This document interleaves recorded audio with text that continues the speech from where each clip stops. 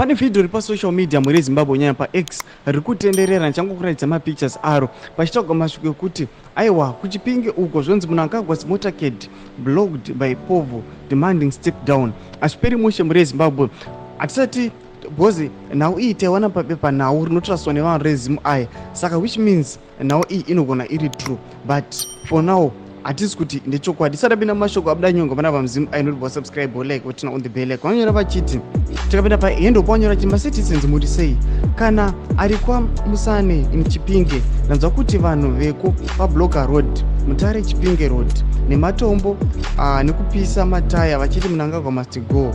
Mutare chipinge road has been blocked by people demanding Mnangagwa must go. This viral social media message suggests ndizvatikuona muri kuona mapictures ayo amuri kuona video muri kuona kuti aiwa road yakablokiwa mataya ari kupisiwa pakaiswa matombo. They are saying they are blocking Idi Mnangagwa vachiti Idi Mnangagwa must go.